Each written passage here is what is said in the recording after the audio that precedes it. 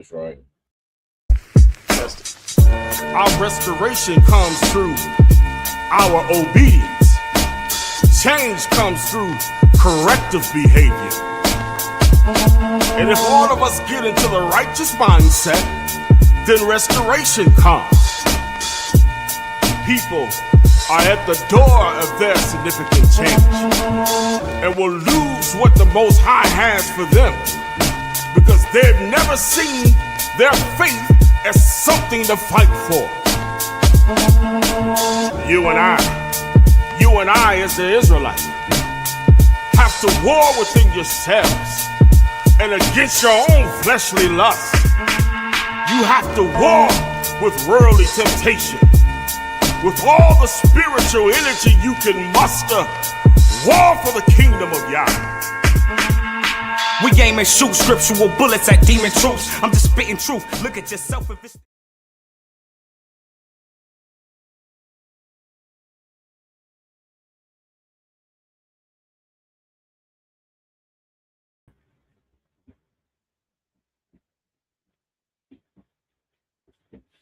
All right, there we go. Shalom, shalom, Shabbat shalom. All praises to the Most High. Shabbat shalom to you all. Thank you, everywhere you are, for joining us. All praises to the Most High. We give the Most High thanks and praise for the work that He has done through the Messiah, reconciling us back to Himself. We give the Most High thanks and praise for all of the bishops and apostles and deacons, mores and disciples, and all of the men of true nation. And oh yes, we give the Most High thanks and praise for the sisters too. Today we're gonna go over into our lesson. The title of our lesson is Merciless Nation. Merciless Nation. We will be examining, brothers and sisters, the biblical narrative concerning Esau. And what we're going to do is we're going to trace the development of his hatred, profane character, and violent disposition and perpetual hostility towards Jacob. Not only that, we will be examining through the scriptures the way to discover who Esau is.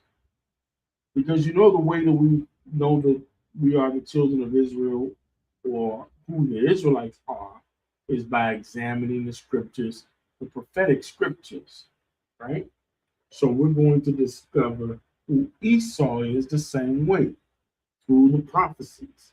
This is how we identify the various nations in the Bible, including the Edomites. So let's go to the scripture. We're going to Genesis, the 25th chapter, and we want to begin at verse 21. This is the book of Genesis, chapter 25, and verse 21. And Isaac entreated the Lord for his wife, because she was barren. And the Lord was entreated of him. And Rebekah his wife conceived. And the children struggled together within her. And the children struggled together in her womb. Read. And she said, if it be so, why am I thus? And she went to inquire of the Lord. If this is a blessing from the Most High, why is this child babies in me struggling? If this is a blessing, the children was already fighting in her womb before they were born. It was having problems. Move your foot, move your thumb, get your. They already at odds in the womb of the woman. Verse 23. And the Lord said unto her, come on. 2 nations are in thy womb. Now, we have to listen carefully to this, because this is what people don't understand. In their finite minds, they can't understand how it is 2 beings being born in one woman, and they are 2 different nations being born. They don't understand this. A lot of folk don't understand this. But listen carefully to how the Bible explains it. Read it again. Verse 23. And the Lord said unto her, Mhm. 2 nations are in thy womb, Come on. and 2 manner of people shall be. And two manner, meaning two different kinds of people. Come on. Shall be separated from thy bowels, Come on. and the one people shall be stronger than the other people, and the elder shall serve the younger. And the elder shall serve the younger. So there's going to be 2 nations from in your womb, meaning these two boys will father 2 very different kinds of people that is coming from this one woman. From this one woman. Let's get Romans 9 and 11. Romans 9 and 11. This is the book of Romans, chapter 9 and verse 11. Mm-hmm. For the children not yet born, neither having done any good or evil, that the purpose of God, according to election, might stand, not of works, but of him that calleth. But not of works, but of him that calleth, because they hadn't even did anything yet. This is Paul recounting what happened was what the Genesis account that we're reading. These babies didn't do any good or evil, they haven't done anything at all. But according to the election, according to what the Most High wanted, he created these boys with the type of spirits that will be born to the earth. We understand the purpose of the birth of the children. Paul is explaining. Drop down to verse 17. Verse 17. For the scripture saith unto Pharaoh, even for this same purpose have I raised thee up. Even for this same purpose have I raised thee up. Watch this. Come on. That I might shew my power in thee. That I might show my power in thee. Read. And that my name might be declared throughout all the earth. This is why Jacob and Esau were born.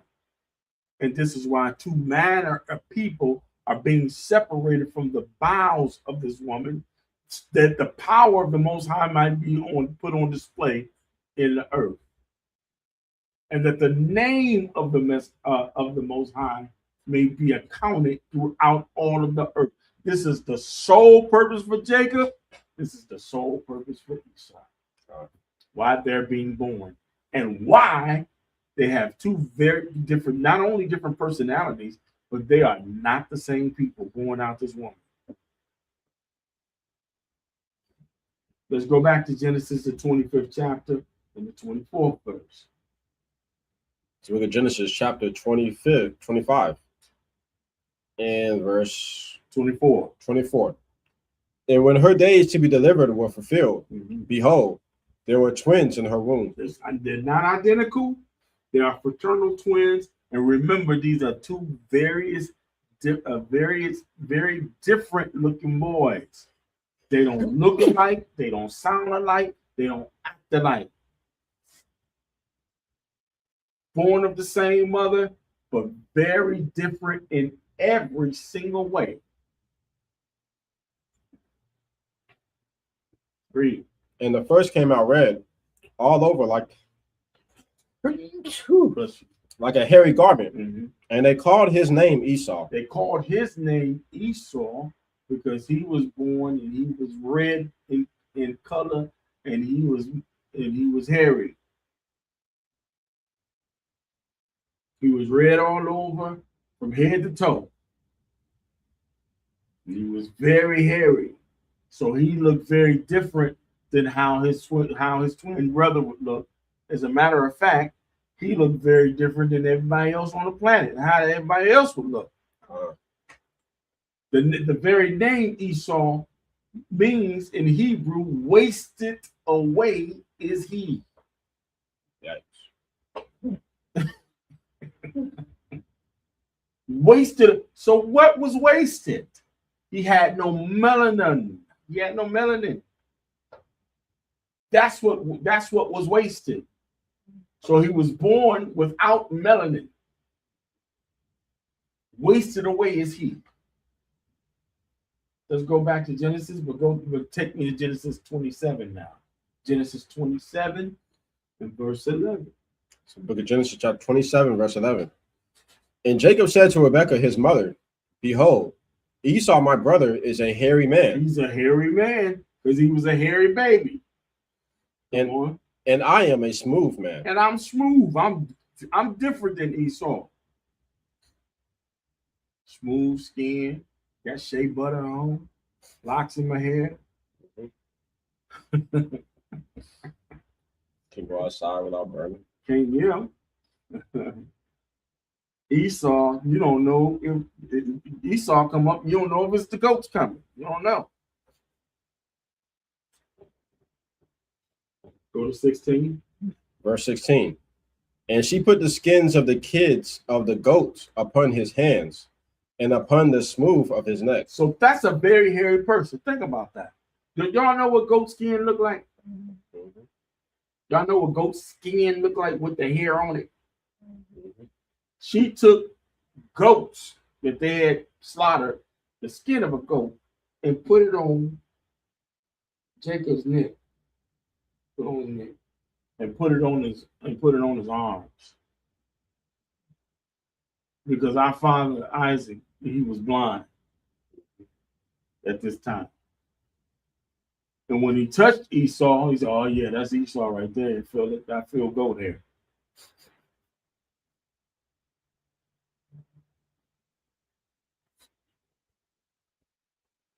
Yeah.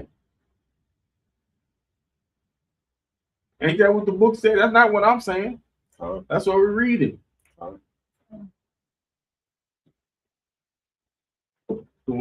So when Isaac goes up and he touches Jacob's head and neck, he don't feel woolly hair.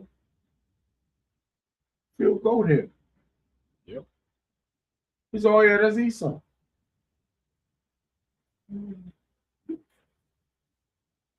He doing a little sniff test. Oh yeah, that's Esau. I smell goats. And animals, that's Esau.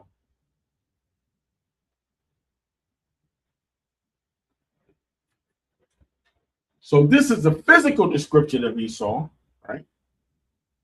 But the Bible also gives us, in conjunction with his physical description, it gives us his characteristics.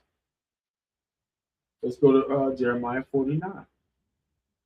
It gives us a physical description. It gives us a description, a character description. Genesis 49. Jeremiah 49, and start at verse 9. And it reads, if grape gatherers came to thee, would they not leave some gleaning grapes? That's a question. If grape gatherers came, would they not leave some gleaning grapes? They ain't gonna take them all. Read. If thieves by night, they will destroy it till they have enough. So if thieves broke in your house, they're gonna come in, they might take the TV. They might take, some electronics and stuff. But they ain't gonna take the dishes and the cups and the coffee. You understand what I'm saying? They're gonna destroy it till they came in to get what they want. Come on. Verse 10. But I have made Esau bare. I made Esau bare, meaning this is a twofold statement here. I made Esau bare. I made Esau identifiable not only through his nature, but through his physicality as well. He's bare because he doesn't have any melanin. He's bare because I just described his character in verse 9. I made Esau bare. Read. I have uncovered his secret places. And I uncovered the secret place of Esau. Because if we read throughout the scriptures, Esau was known for hiding in different places. He would go to different nations and hide himself. He would go to the Horites, deal with the Horites, and next thing you know, Esau's been called the Horite. It's throughout scripture. Everywhere he go. So much so that right now today you have white folks so-called white folks, Esau, has called themselves what? Jewish. They never call themselves what they really are. They go to a place and they assume the name. We're going to see that a little further down as we read too. They assume the name. They take on the name of the people who was there before them.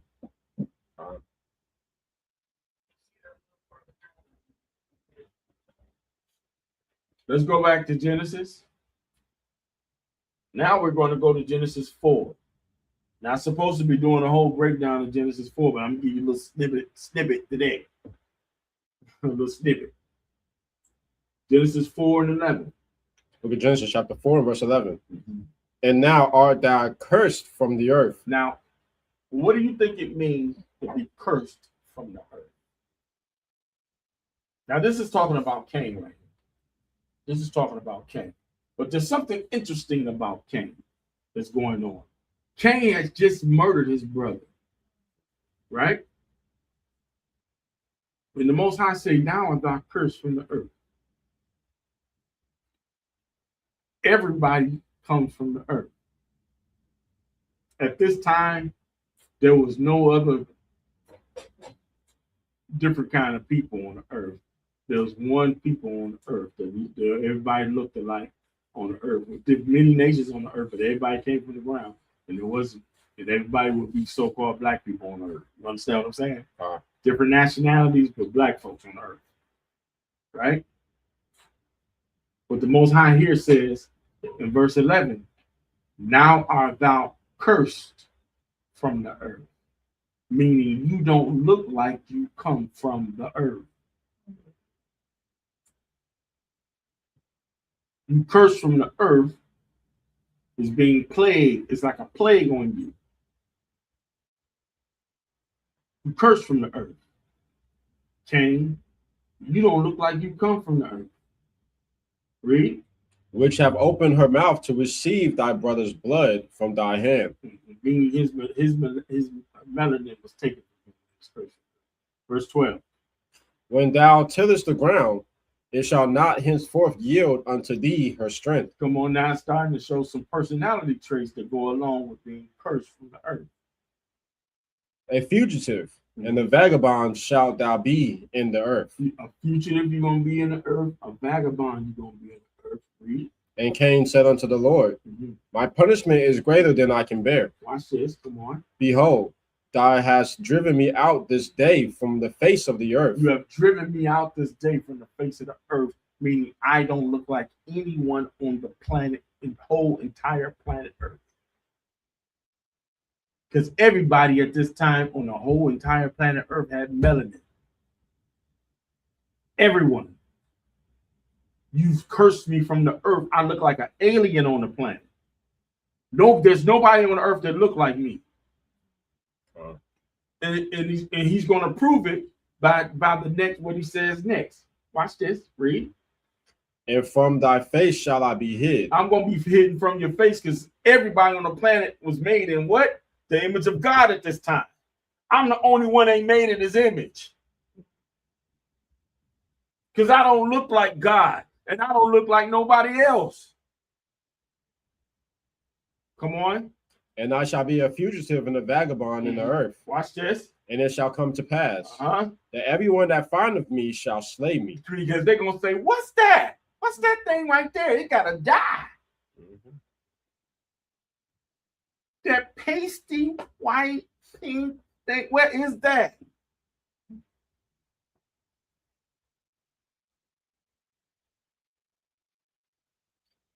It's cursed from the earth. No melanin. Doesn't look like anyone on the planet. It has no long, and he is no longer in the image of the Most High. Just get Job 34. Job 34 and 29.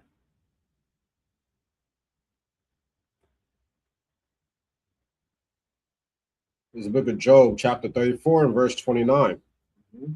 When he giveth quietness, who then can make trouble? And when he hideth his face, who then can behold him? Who can behold him when he hides his face? Read, watch this. Whether it be done against a nation, Whether it be done against a whole entire nation that he hides his face from, come on, or against a man only. or against just one man only. In Cain's case, it was against this man. But in the case of the Edomites, it was against the whole nation.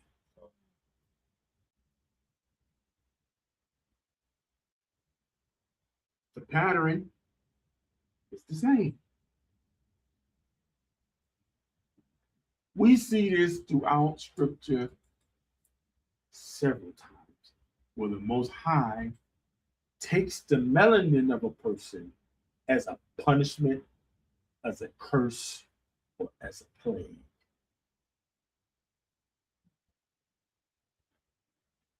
Can we get Numbers? Numbers, the 12th chapter and the 10th verse. Y'all with me? Because you got folk running around saying that Japheth, Abraham's son, is the white man. Where do you read that in the Bible? Please show me that in the Bible. And if the whole earth was black, it would be very significant for the Bible to tell us when did Japheth turn white. Wouldn't that be a significant change? Extremely.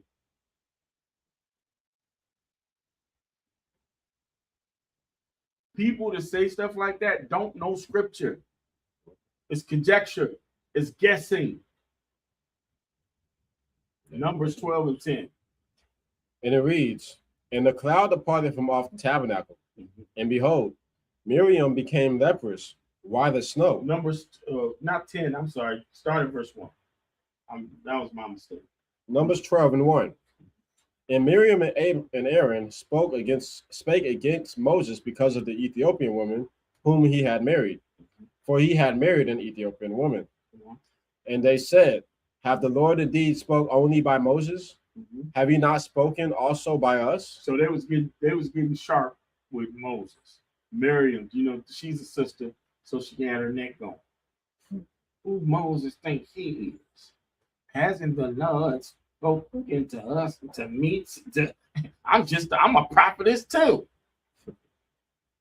She got that neck. She got that neck going. Whatever.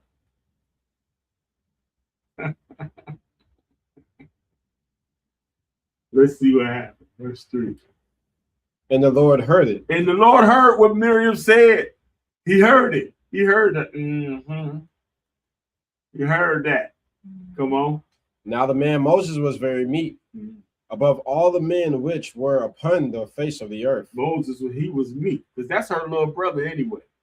She thinks she can just talk sharp because that's her little brother. Come on. And the Lord spake suddenly unto Moses, and unto Aaron, come on, and unto Miriam, come on. Came out ye three unto the tabernacle of the congregation. You three come out to the tabernacle right now. Come on, to the tabernacle. Come on. And they three came out. And they came out. Come on. And the Lord came down in the pillar of the cloud, and stood in the door of the tabernacle, and called Aaron and Miriam. Come on. And they both came forth. And they both came forth. Read. And he said, hear now my words. If there be a prophet among you, I, the Lord, will make myself known unto him in a vision. Come on. And will speak unto him in a dream. Come on. Watch this. My servant Moses is not so. It ain't like that with Moses. He said, if it's a prophet among you, I'm gonna talk to him in visions and similitudes and things like that. But it ain't like that with Moses, because Moses is my friend. That's what he's saying. Moses is my friend. If it's a prophet among you, I'm gonna talk to him in the vision. I'm gonna lead him down the road to what I'm trying to say. But it ain't like that with Moses. With Moses, I talk to him face to face. That's my buddy. That's what he's saying. Come on. Who is faithful in all mine house. Come on. With him will I speak mouth to mouth. I'm gonna speak to him mouth to mouth. Meaning I'm gonna speak directly to him. Come on. Even apparent. And not in dark speech. And not in dark speech. He ain't gotta guess what I'm saying. He ain't gotta make it. He ain't gotta guess and go back and be like, I think he was saying it. I'm gonna say exactly what I'm saying to him. Come on. And the similitude of the Lord shall be whole. Wherefore then were ye not afraid to speak against my servant Moses? And you wasn't scared to speak against him? You know that. You know that Moses is my friend. You know that. And you wasn't scared to say what you said to him? Come on. And the anger of the Lord was kindled against them. Come on. And he departed. And he left, but he didn't leave without doing something. Verse 10. And the cloud departed from off the tabernacle. Come on. And behold, Miriam became leprous. Come on. White as snow. White as snow. When he left, he took her melanin with him. Whoop!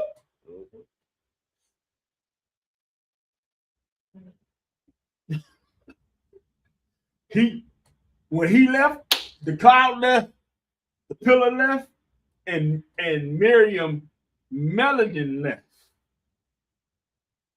And she became white as snow. Come on. And Aaron looked upon Miriam. Come on. And behold, she was leprous. And Aaron probably was shaking his boots because he was in there talking. He was like, oh my goodness, he took all of her. Oh my goodness. I'm next. That means I'm next. We both was in there talking sharp to Moses. Yep. I'm next.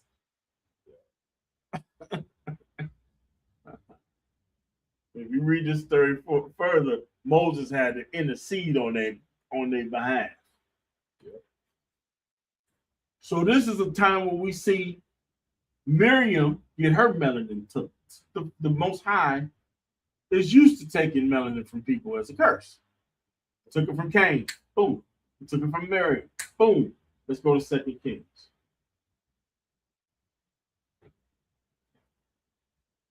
Let's go to 2 Kings. 2 Kings, the 5th chapter.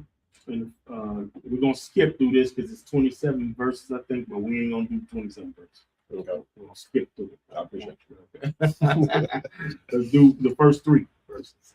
2 Kings chapter 5 and verse 1. Now Naaman, captain of the host of the king of Syria, was a great man with his master and honorable, because by him the Lord had given deliverance unto Syria, and was also a mighty man in valor, but he was a leper. And the Syrians had gone out by companies, and had brought away captive out of the land of Israel a little maid, and she waited on Naaman's wife. And she said unto her mistress, Will God, my Lord, were the prophet that is in Samaria? For he will recover him of his leprosy. He will recover him of his leprosy because Naaman didn't have melanin, but he didn't have sores. You understand? So he didn't have a sickness where he couldn't function. He just didn't have any melanin in his skin. Let's hold that and get into Leviticus 13 and 12. Leviticus 13 and 12. Leviticus chapter 13 and verse 12.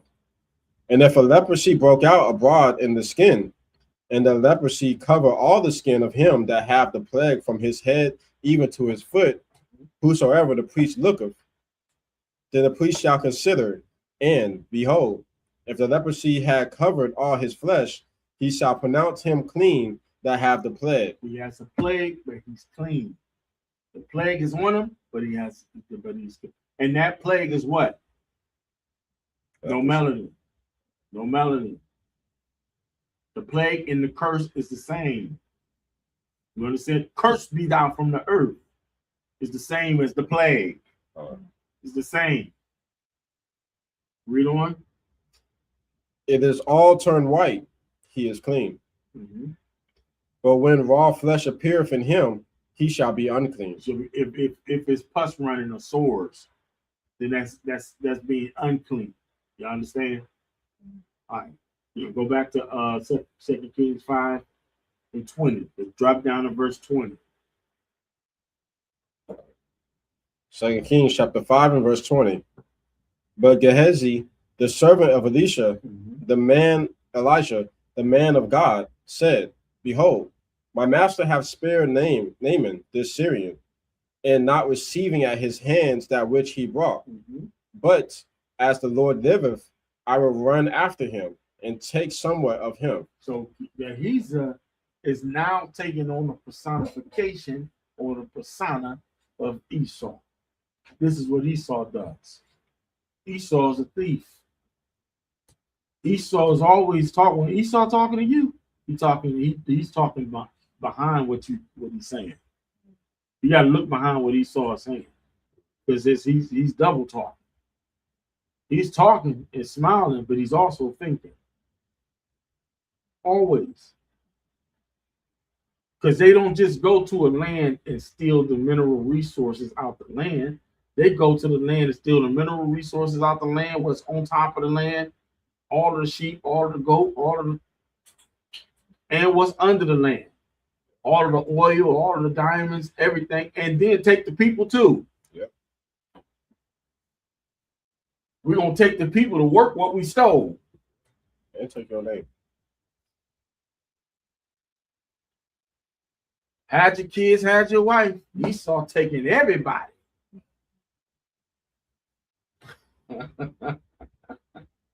This is his nature. So a geezer here, he took on the personification in the nature of Esau.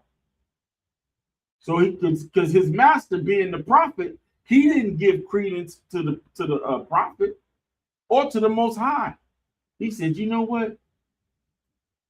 The prophet, he didn't get paid for what he did. The prophet said he didn't want it. When you read down, the prophet said, no, I don't want to. Go ahead, go your way.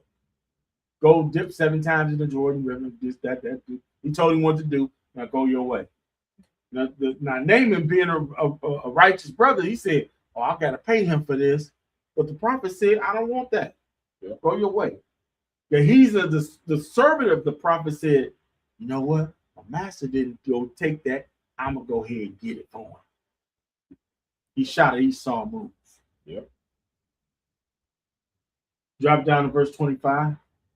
And it reads, but he went in and stood before his master. And Elisha said unto him, whence cometh thou, Gehazi? Where you coming from? Come on. And he said, thy servant went no whither. He just lied. Didn't he just lie to the prophet? Uh, Oh, I ain't going nowhere. I ain't going nowhere. But he had just went to Naaman and got the coats and the money and he got paid. Read. And he said unto him, went not mine heart with thee? Well, my heart wasn't with you. Come on. When the man turned again from his chariot to meet thee? That was Naaman that turned again from his chariot to meet him. Read. It is a time to receive money. And I didn't want you to receive. I didn't want no money, but it's a time to receive money. That's what he stole. The money. Come on. And to receive garments. He stole the garments too. Come on. And olive yards. Come on. And vineyards. And vineyards. Come on. And sheep. Come on. And oxen. And manservants. Slaves. And maidservants. And female slaves. The leprosy thereof of Naaman shall cleave unto thee. The leprosy of Naaman, with what he had, with his melanin, he said, that's going to cleave unto you, Gehazi. That's yours now. That's yours now. Come on. And unto thy seed forever. So now, wait. What does it mean when it says your seed? It's children, descendants, right? So what did the Most High do? He did what? Changed his bloodline. He changed his nationality. From here on out, you and all of your descendants and all of your children are now going to be unmelanated people. Gehazi was an Israelite. You notice I said was. Now you Edomite. Since you think like an Edomite, you act like an Edomite, and you did what an Edomite would do, according to Jeremiah 49 and 10. Just gonna be an Edomite. Edomite. Don't be an Edomite. He said, read verse 27 again. The leprosy thereof of Naaman shall cleave unto thee, and unto thy seed forever. And to your seed forever. Read. And he went out from his presence a leper. Come on. As white as snow. So this ain't the first time the Most High has done this. So it's not very far-fetched that Esau will be born to the earth as a white man, and all of his children will be born as white people. Y'all see that? So folk can say they can't understand how Esau was born to the earth and he married melanated women and so their children, because you think like the flesh. You think in terms of mixed. You think Esau kids gonna come out mixed. Esau kids came out white, just like him. So-called white, right? Red, just like him.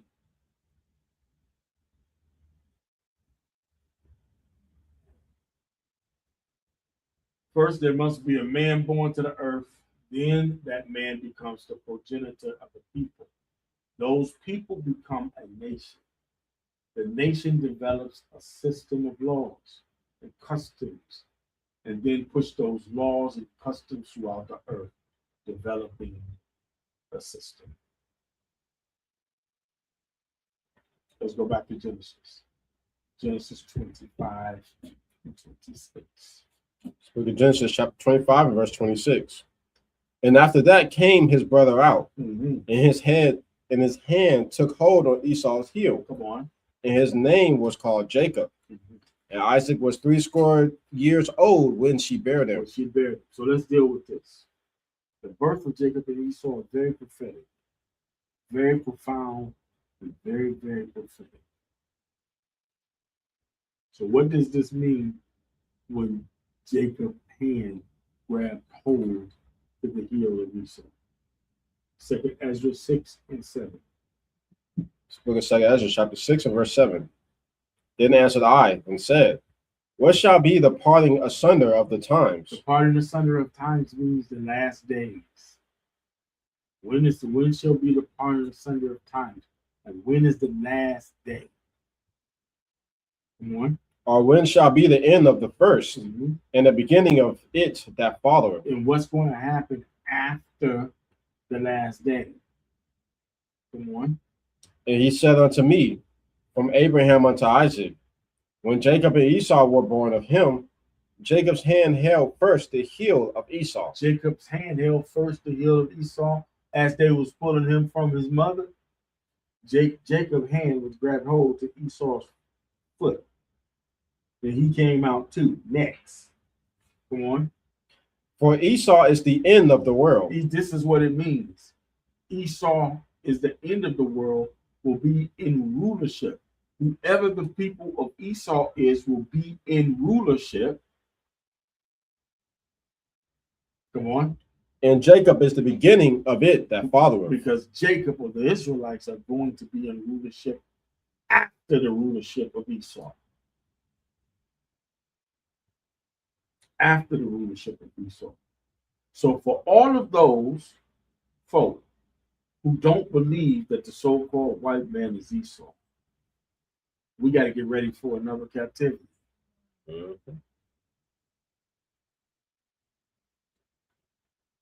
So we going into slavery again for all of those that believe that the so-called white man is Jacob. Yep. Because where's Esau?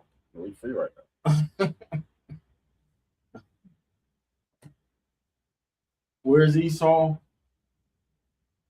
And where is his rulership? You mean to tell me Esau's rulership haven't started yet? So we got to go into captivity again?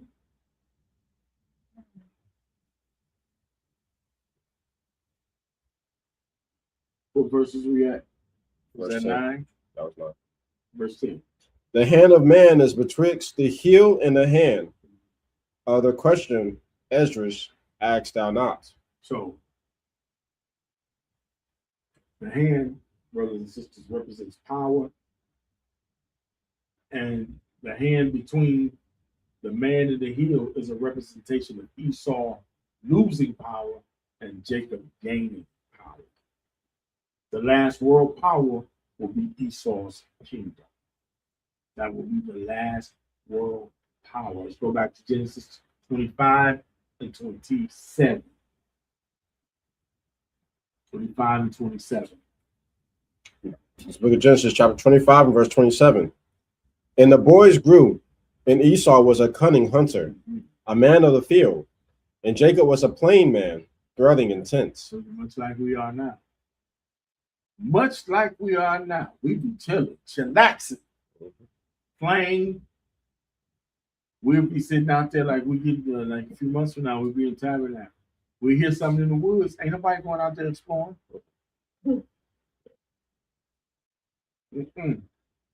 Esau, however, he gonna get what's that? He gonna go out there and try to figure out. So they can eat it. Let me pet that bear. That dog. Let me pet that dog. Yeah.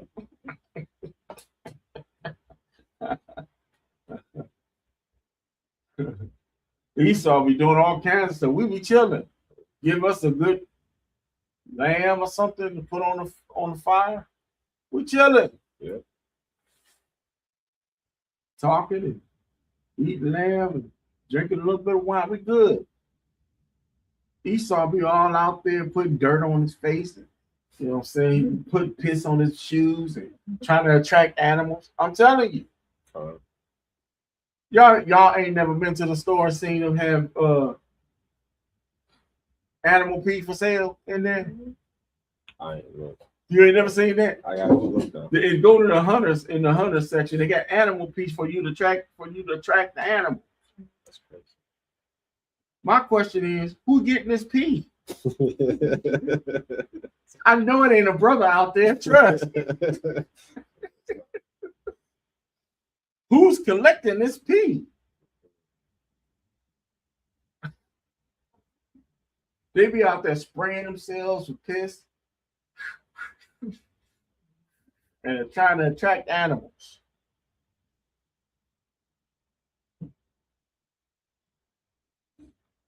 I'm serious. I'm telling you, when you spare time, look at that. Animal pee for sale. It's got it right there. What verses we at? Let's go to 31. 31. Genesis chapter 25, verse 31. And Jacob said, sell me this day thy birthright. And Esau said, behold, I am at the point to die. And what profit shall this birthright do to me? And Jacob said, swear to me this day. And he sware unto him. And he sold his birthright unto Jacob. Then Jacob gave Esau bread and pottage of lentils. And he did eat and drink, and rose up and went his way. Watch this. Thus Esau despised his birthright. Esau despised his birthright, meaning he thought it as of little importance. His birthright was of very little importance to him. The spirit that was on Esau in regards to his birthright was given to him by the Most High.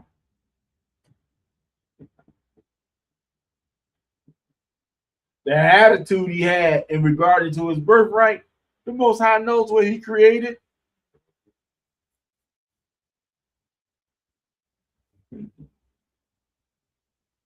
What do you say? He creates goodness. You create good and you create evil. To bring about whatever's going to perform his will.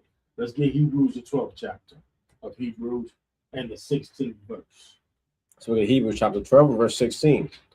Lest there be any fornicator or profane person as Esau. As Esau. He's a fornicator and a profane person. Keep that word profane in mind. Keep that word profane in mind. Who for one morsel of meat sold his birthright. Come on. For ye know how that afterward, when he would have inherited the blessing, he was rejected. For he found no place of repentance, though he sought it carefully with tears. Though he sought it carefully with tears. And because he lost his birthright and gave up his birthright, rather, he would try to, down through the years, to try to take it or retake it by force. By force. Let's get Matthew 11 and 12. Because this is a deep-rooted hatred. You try to figure out why the so-called white folks hate your guts. They don't even know why. Spiritual. Down in their DNA. Matthew 11 and 12.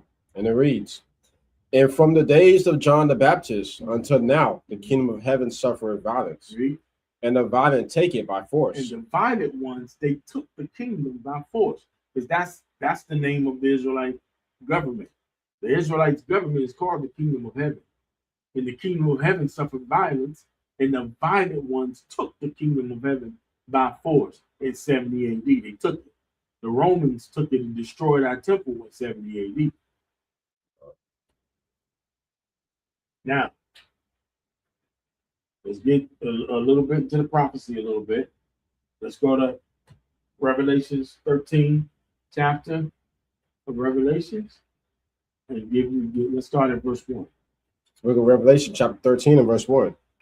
And I stood upon the sand of the sea, and saw a beast rise up out of the sea. You saw a beast rise up out of the sea, read. Having 7 heads and 10 horns. These 7 heads, these 7 heads is 1 nation, 7 countries, and 10 horns, mean 10 common markets. We're gonna get into that in a minute. Come on. And upon his horns 10 crowns. And upon the horns of this 1 nation, 10 crowns. Come on. And upon his heads the name of blasphemy. The name of blasphemy, or what's another word for blasphemy? Profane. Profane.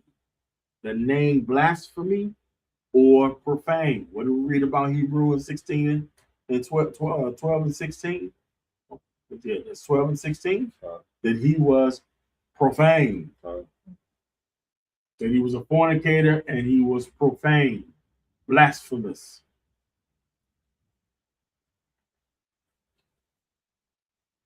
Rising out of the sea, brothers and sisters, is a multitude of nations. Wasn't a multitude of nations, it was 1 nation. A multitude of countries, but 1 nation. 1 nation. So those 7 heads are as follows: Great Britain, Russia, Germany, France, Italy, Spain, and Greece. Those are the 7 heads. 7 heads. I'll say it again. Those 7 heads is Great Britain, Russia, Germany, France, Italy, Spain, Greece. Now, as of those 10 horns are common markets, also known as NATO. Those 10 horns are common markets, also known as NATO. What's NATO? NATO is that Atlantic Treaty Organization. In 1949, in this agreement, the United States, Canada, Belgium, Denmark, France, Iceland, Italy, Luxembourg, the Netherlands, Norway, Portugal, and the United Kingdom agreed to consider attack against one as an attack against all, along with the consultations about the threats and the defense matters. The collective defense agreement only formally applied to the attacks against the signatories that occurred in Europe or North America. It did not include conflicts in colonial territories like in Africa and other places like that where they held various colonies or colonizations. After the treaty was signed, a number of signatories made requests to the United States for military aid. This is what's called the common market. All of these so-called countries that are led by Esau, the white so-called white man, are in collaboration with one another. Let's get Revelations 13 and 2. Revelation chapter 13 and verse 2. And the beast which I saw was like unto a leopard. The beast was like a leopard. Still talking about the nation of Esau. This beast was like a leopard. Come on. And his feet were as the feet of a bear. Uh-huh. And his mouth as the mouth of a lion. Read. And the dragon gave him his power. The dragon gave Esau his power. Come on. And his seat. And his seat. Come on. And great authority. And his great authority. So who is the dragon? The dragon is the serpent that we talked about in the beginning. In Genesis, the 3rd chapter. The same serpent spirit. The same spirit brought back upon the earth. Now is working not just through one man, but working through a nation of people. Let's get Daniel, the 7th chapter and the 6th verse.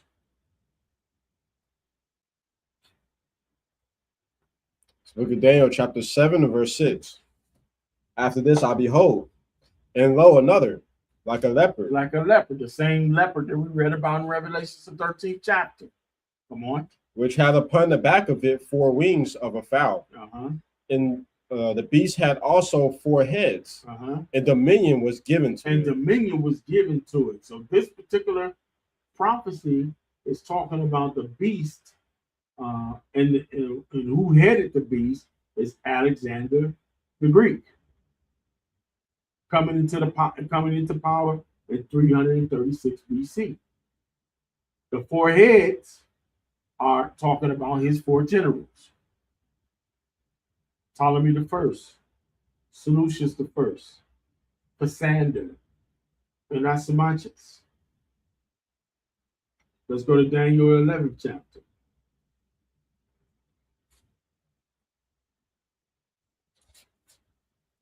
Eleven and 1. Look at Daniel chapter 11 and verse 1.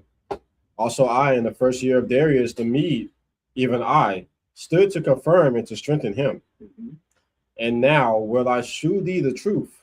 Behold, there shall stand up yet 3 kings in Persia, and the 4th shall be far richer than they all. And by his strength, through his riches, he shall stir up all against the realm of Grecia. All against the realm of Grecia. You're gonna stir up the realm. This is talking about Alexander. You're gonna stir up the realm of all of Grecia. Come on. And a mighty king shall stand up, Mm-hmm. that shall rule with great dominion, and do according to his will. Read on. And when he shall stand up, his kingdom shall be broken, Mm-hmm. and shall be divided toward the 4 winds, The 4 generals that we just named. Come on. of heaven, and not to be his posterity, Mm-hmm. nor according Not being his posterity mean they didn't come from him. It was just his buddies. It took over. Come on. nor according to his dominion which he ruled. Mm-hmm. For his kingdom shall be plucked up, Mm-hmm. even for others beside those. So those are the 4 generals. Cassander, he ruled Macedonia and Greece. Asamachus, he ruled Asia Minor. Seleucus ruled Syria. Ptolemy ruled Egypt. And their rulership expanded. We're talking about how the so-called white men begin to rule the earth from 336 BC and beyond. That's Daniel 7 and 7. And it reads, After this I saw in the night visions, and behold, a 4th beast, dreadful and terrible, Mm-hmm. and strong exceedingly, and it had great iron teeth. Mm-hmm. It devoured and brake in pieces, Come on. and stamped the residue with the feet of it. Mm-hmm. And it was diverse from all the beasts that were before it, Come on. and it had 10 And horns. it had 10 horns. This particular beast is very peculiar system. It looks very different from all other systems before it. Let's see what that beast is. For First Maccabees 8 and 15. Book of First Maccabees chapter 8 and verse 15. Moreover, how they had made for themselves a senate house, Mm-hmm. wherein 320 men sat in council daily, consulting a way for the people, to the end they might be well ordered, and that they committed their government to one man every year, who ruled over their country, and that all were obedient to that one, and that there was neither envy nor emulation among them.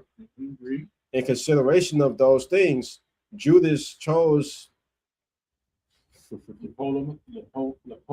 Lepomus, the son of John, the son of Akos, and Jason, the son of Eleazar, and sent them to Rome to make a league of amity and confederacy. So who is this? Who is this other people beside the Grecians?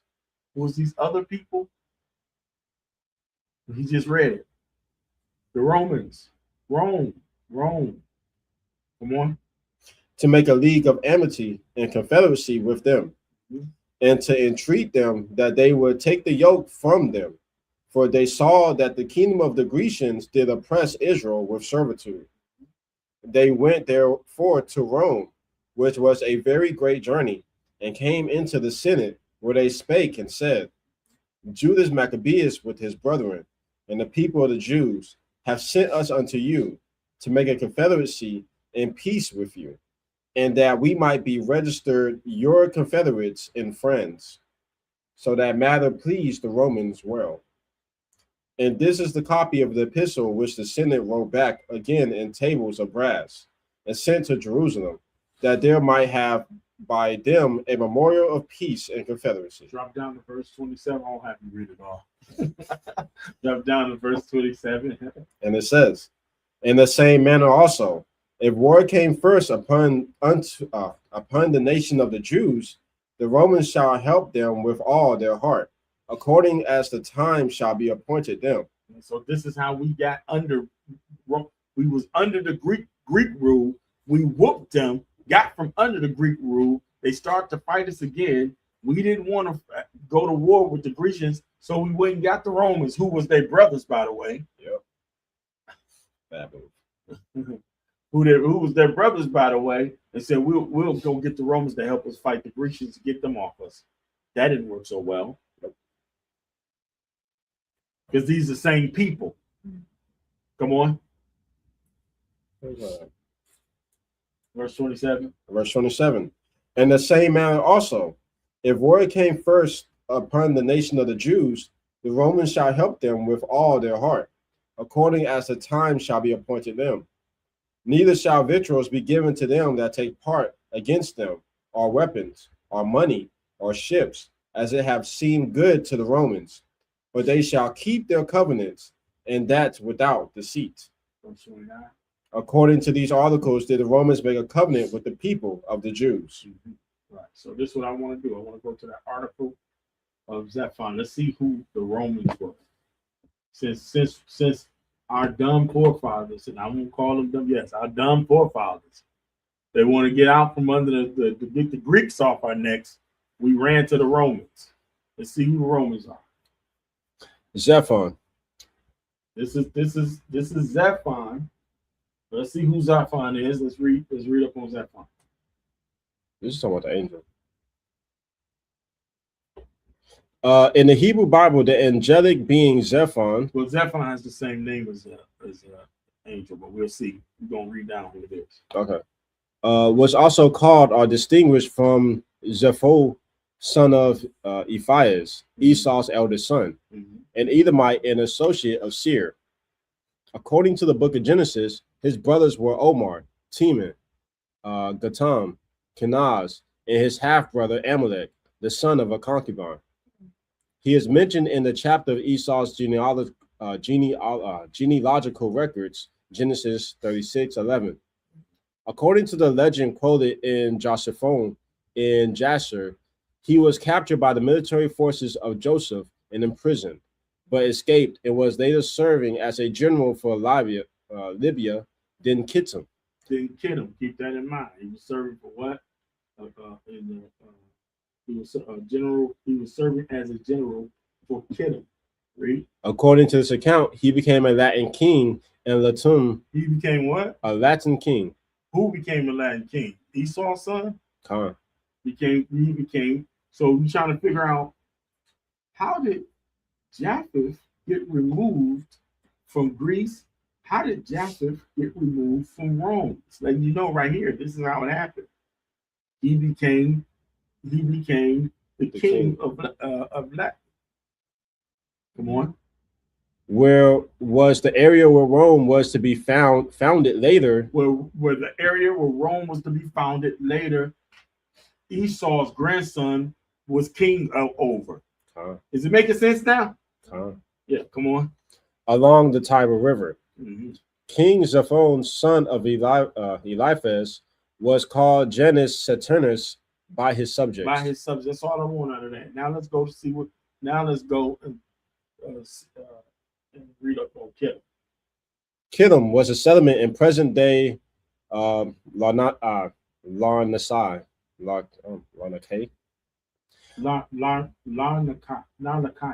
Okay. On the east coast of Cyprus, known in ancient times as Kittim. On this basis, in Latin, Kittim, or in Latin what? Kittim. On this basis, the whole island became known as Kittim in Hebrew, including the Hebrew Bible. However, the name seems to have been employed with some flexibility in Hebrew literature. It was often applied to the Aegean Islands and even to the West in general, but especially the seafaring West. Flavius Josephus records in his Iniquities of the Jews that Semitus, son of Javan, possessed the island of Shittim.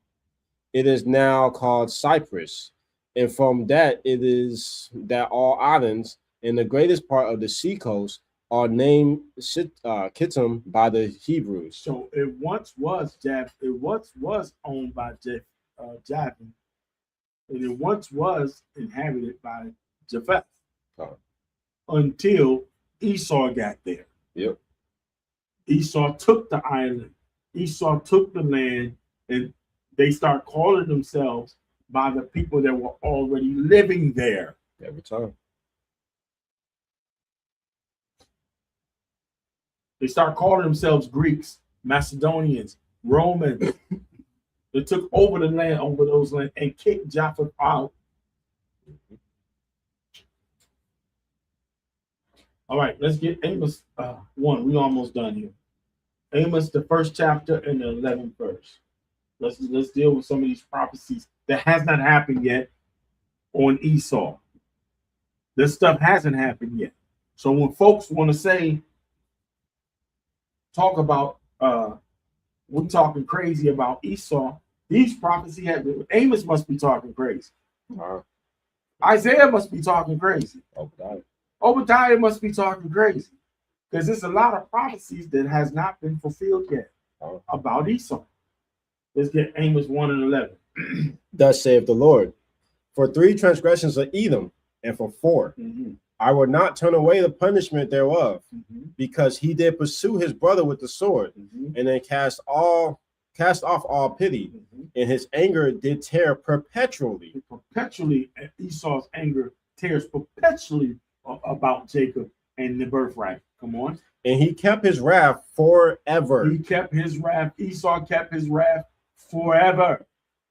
Verse 12. This is the judgment, though. But I will send fire upon Teman, which shall devour the palaces of Bazar. That never happened. That never happened. Basra is the headquarters of Esau. That has not happened yet. Let's get Isaiah 34. It's going to be prophesied to happen in Isaiah 34. It hasn't happened yet. Isaiah 34 and 1. With Isaiah chapter 34, verse 1. Come near, ye nations, to hear, and hearken, ye people, let the earth hear, and all that is therein, the world, and all things that come forth of it. For the indignation of the Lord is upon all nations, and his fury upon all their armies. He hath utterly destroyed them. He hath delivered them to the slaughter. Delivered them to the slaughter. Read it. Their stain also shall be cast out, and their stink shall come up out of their carcass, and the mountains shall be melted with their blood. And all the host of heaven shall be dissolved, and the heavens shall be rolled together as a scroll. In nuclear blast. Come on. And all their hosts shall fall down, and as the leaf falleth As the leaf falleth off from the vine, Read. and as a falling fig from the fig tree. Read on. For my sword shall be bathed in The heaven. Most High said, I'm gonna bathe my sword in heaven with Esau.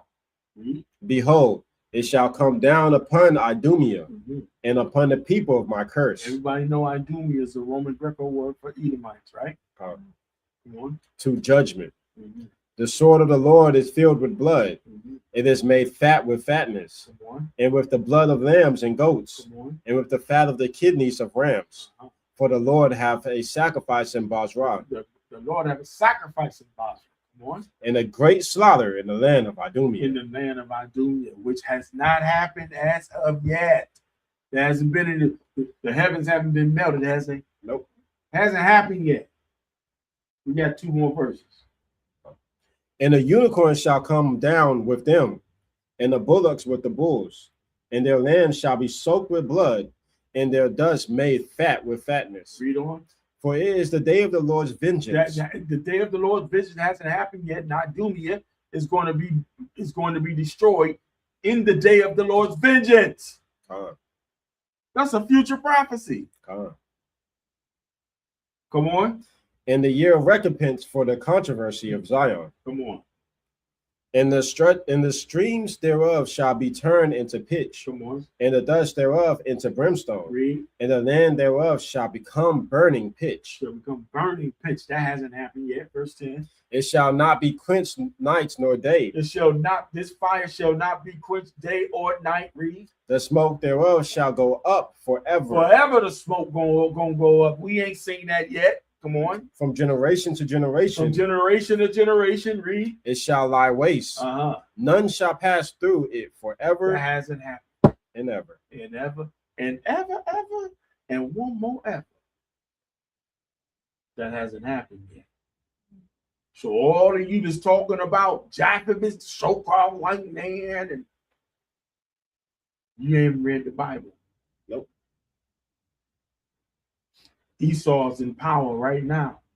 Esau got to be destroyed right now, according to the Bible. Well, that's scripture, Revelation 13 and 10. And this is what you ought to be happy about. This the happy part, Revelation 13 and 10. If not, you got to check yourself. Revelation 13 started Revelation 13 and 9. If any man have an ear, let him hear. If you got an ear, hear and understand this. That's what the prophet is saying. Come on. He that leadeth into captivity, He led in captivity. Esau, you led into captivity. Come on. shall go into And captivity. Esau, you going into captivity. Come on. He that killeth with the sword Esau, you killed my people with the sword. Come on. must be killed with the Esau, sword. you're going to be killed with the sword. Come on. Here is the patience and the faith of the saints. I got patience and I got faith enough to wait on it. That's right.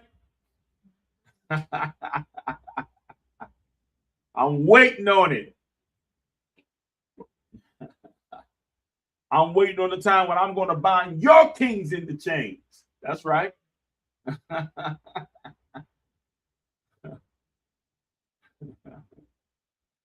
That's right. All right. We're going to leave it right there. We're going to leave it right there. If you get sad because you thinking about Esau going into captivity, well, maybe you Esau. Maybe you Esau. I think about it, it make me glad. Go read a book about slavery. All praise. We're going to leave it right there. All right. Shalom. Shalom. Yourself when the lies and the doctrine you clinging to. Repenting mean the path that you walking, you see it through. That mean you gotta switch up your people, leaving the crew. That mean you gotta watch what you say and watch what you do. But until you see the truth, you just looking around for a clue. And it's easy to find evil, cause evil looking for you. Bishop got us militant, keep us ready like Minutemen. Demons in the sleep of Yahweh coming to finish them. Gotta love my features, no difference between our images. Wisdom getting deeper, I'm prophesying to many men. Keep it real, study the word, showing yourself approved. Faith without works is a body, gotta make different moves. I never be perfect, still shooting to fit the biggest shoes. Watching what I eat, son, to eat them, weaponizing the food we had had to fight and sacrifice to get to this point. Follow the laws of the Torah, you can't do what you want. War times, I'm on the line, you can catch me up front. Reading out my 1611, got my Glock in the trunk. Some people don't understand, still it's a hole in their body. Some people never gonna see that it's the devil that got them. You casting spells on yourself, you saying that you got problems. Meditate day and night, but I still get it poppin'.